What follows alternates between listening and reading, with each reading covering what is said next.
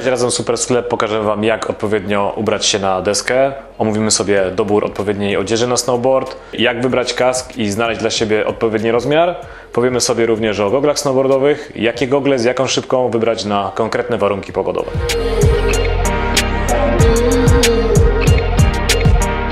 Jak wybieramy odpowiednią odzież snowboardową? Przede wszystkim podstawowymi czynnikami, które należy wziąć pod uwagę przy wyborze odpowiedniej odzieży, jest membrana oraz krój danej kurtki czy też spodni snowboardowych. Podstawowe właściwości membrany w odzieży snowboardowej to wodoodporność oraz oddychalność, czyli możliwość odprowadzania ciepła. Wodoodporność, czyli odporność danej odzieży na działanie wody, najczęściej określana jest w milimetrach. Membrana o poziomie 5000 mm wodoodporności sprawdzi się w momencie, gdy mamy do czynienia z niskimi opadami śniegu czy też deszczu, niską wilgocią w trakcie jazdy, w momencie, gdy mamy do czynienia z średnią wilgocią, średnimi opadami śniegu, większym narażeniu na wilgoć spowodowanym kontaktem ze śniegiem, np. w jeździe na snowparku. Warto rozważyć kurtkę o przynajmniej 10 000 mm wodoodporności. W przypadku trudniejszych warunków pogodowych, np. dużych opadów śniegu lub też jazdy poza trasą w głębokim śniegu, często podchodzimy, lądujemy w głębokim puchu, tam wilgoć jest dużo wyższa. W tym przypadku warto zastanowić się nad wodoodpornością membrany na poziomie 20 000 mm i więcej. Tego typu membrana zapewni nam odpowiednią ochronę przed dużą wilgocią, często spotykaną w trakcie jazdy poza trasą, czy też w przypadku dużych opadów śniegu.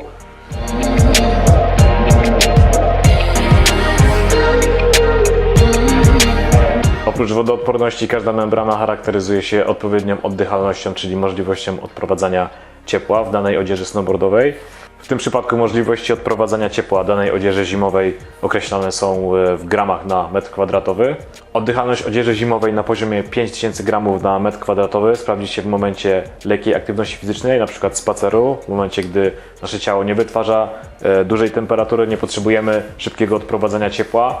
Poziom 10 000 gramów na metr kwadratowy sprawdzi się w przypadku średniej aktywności fizycznej, w momencie, gdy jeździmy rekreacyjnie po stoku, nie poruszamy się mocno dynamicznie. W przypadku dużej aktywności fizycznej, dynamicznego poruszania się po stoku, podchodzenia w głębokim śniegu poza trasą, przyda się odzież o oddychalności 20 000 gramów na metr kwadratowy i więcej. Oddychalność na tym poziomie przyda się w momencie, gdy generujemy dużo ciepła z powodu dużej i ciągłej aktywności fizycznej na zewnątrz. Informacje na temat membrany, oddychalności i wodoodporności danej odzieży zimowej możemy znaleźć na metce oraz na stronie producenta.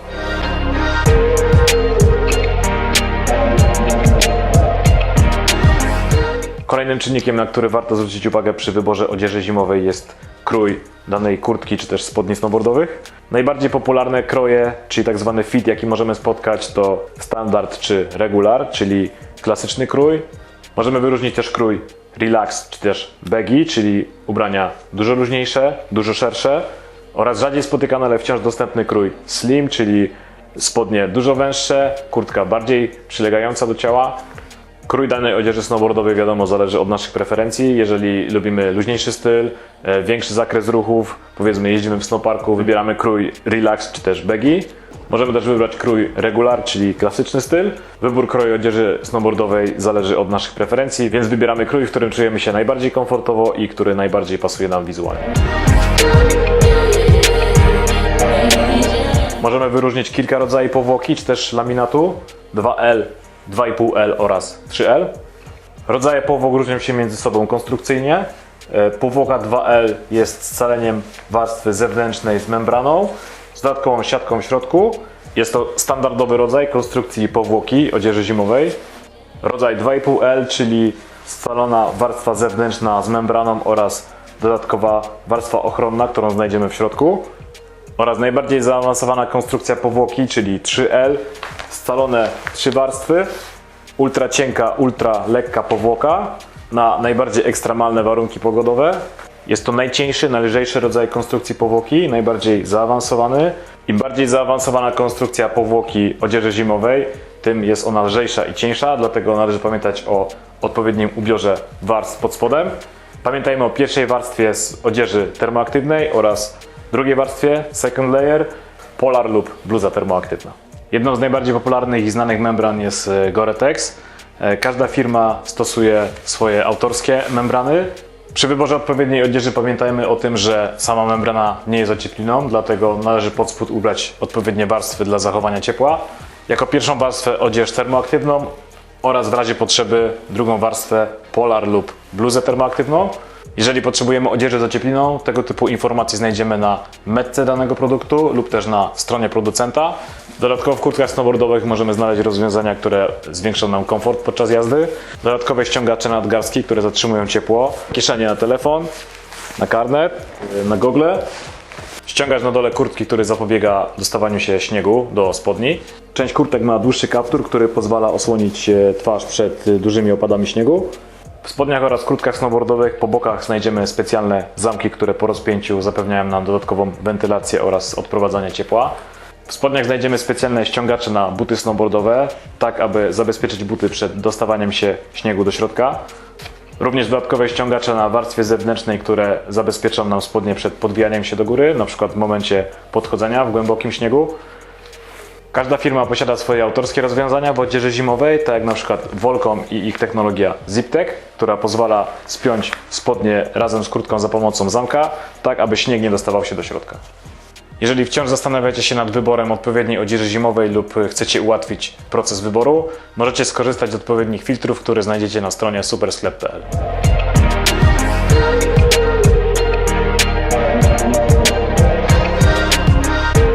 Jak wybrać odpowiedni kask snowboardowy dla siebie? Przede wszystkim musimy określić, jaki rozmiar kasku będzie dla nas najbardziej odpowiedni. Dlatego pierwszą rzeczą, którą musimy zrobić, to zmierzyć obwód naszej głowy w najszerszym miejscu, w którym przylega kask. Każdy model kasku ma odpowiednią skalę, według której jesteśmy w stanie określić, jaki rozmiar będzie dla nas najbardziej odpowiedni. I po tej skali sprawdzamy, w jakim rozmiarze mieści się nasz obwód głowy. Większość kasków snowboardowych ma specjalną wkładkę, dzięki której jesteśmy w stanie jeździć w kasku bez czapki. Zalecamy używania bandany lub też maski, dzięki której będziecie jeszcze bardziej przygotowani na trudniejsze warunki pogodowe.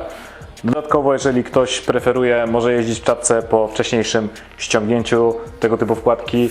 Większość wkładek można zdemontować. Dostępne są również wkładki, tak aby dopasować rozmiar kasku do naszej głowy. Wkładki często posiadają dodatkową funkcję możliwości montażu słuchawek, jeżeli lubimy jeździć z muzyką.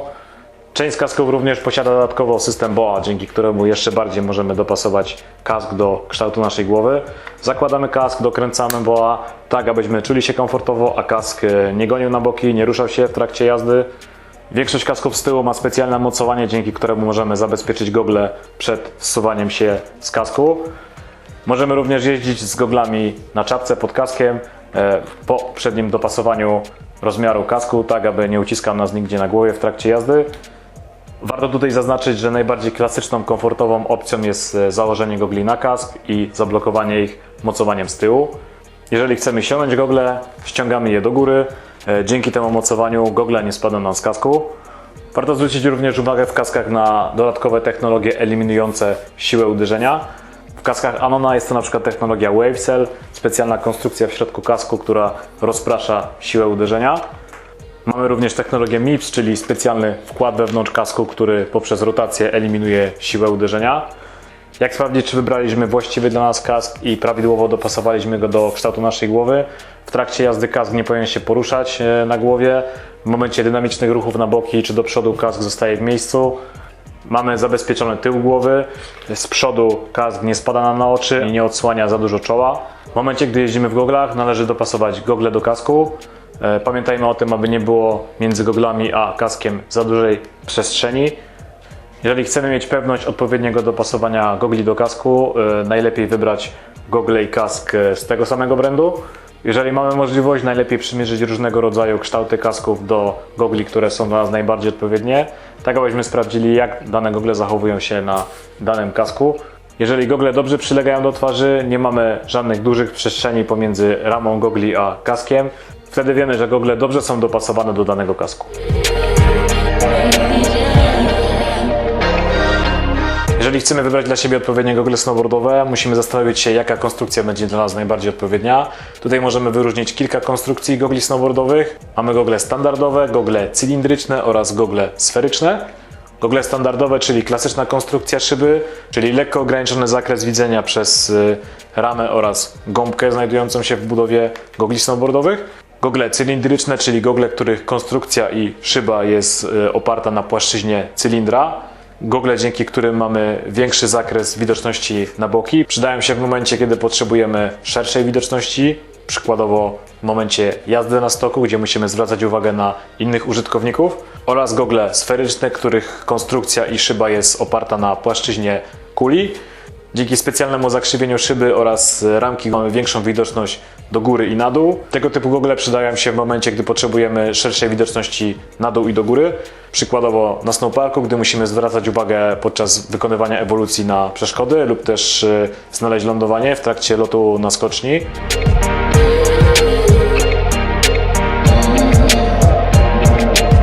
Większość gogli snowboardowych ma wymienną optykę, to znaczy, że możemy dopasować szybę do warunków pogodowych, w jakich jeździmy. Im wyższa przepuszczalność światła danej szyby, tym szyba nadaje się na bardziej wymagające warunki, na mniejsze światło, na nocną jazdę. Szyby z najmniejszą przepuszczalnością światła nadają się na bardzo słoneczne dni. W momencie, gdy jest śnieg dookoła, odbija nam słońce, ciężko jeździ się nam w jasnych szybkach, wtedy wybieramy te ciemniejsze, które pozwalają nam więcej zobaczyć. Dodatkowo chronią nasze oczy przed promieniami ultrafioletowymi. W goglach snowboardowych często też możemy spotkać technologię zwiększającą kontrast widzenia, która przydaje się w momencie gorszych warunków pogodowych. Tego typu technologie możemy spotkać na przykład w Dragonach pod nazwą LumaLens lub w Smithach pod nazwą technologii ChromaPop lub też Prism w goglach Oakley. W przypadku gogli snowboardowych mamy dostępne różne sposoby wymiany szyby w goglach. Klasyczne gogle mają plastikowe zaczaski, które musimy odczepić od ramy gogli w momencie, gdy chcemy wymienić szybę na inną. Mamy również dostępne gogle z magnetycznymi szybami, czyli optyka jest mocowana za pomocą magnesu do ramy gogli. W tym przypadku wystarczy odciągnąć szybę od ramy gogli i zmienić na inną. W niektórych magnetycznych goglach montowane są dodatkowe blokady, które zapobiegają odczepieniu szyby w momencie upadku. W tego typu goglach należy odblokować szybę za pomocą przycisku blokady, wymienić ją na inną i blokujemy szybę przyciskiem tak, aby była na stałe zabezpieczona w ramie gogli. W większości gogli mamy w zestawie zapasową szybkę, dzięki czemu możemy dopasować optykę do panujących warunków. Zawsze mamy dostępną niezaparowaną szybę, którą możemy w trakcie jazdy wymienić. Wyciągamy szybę z kurtki, zmieniamy na nową i możemy jechać dalej. Praktycznie w każdych goglach możemy dokupić dodatkowe szyby, wybrać odpowiednią dla nas przepuszczalność światła, którą potrzebujemy na warunki, w których najczęściej jeździmy. Dostępne są również gogle fotochromatyczne, czyli gogle dopasowujące przepuszczalność światła do panujących warunków. W momencie, gdy zachodzi słońce, jest mniej światła na zewnątrz, szyba w goglach rozjaśnia się, przepuszcza więcej światła, tak abyśmy mieli lepszą widoczność podczas jazdy.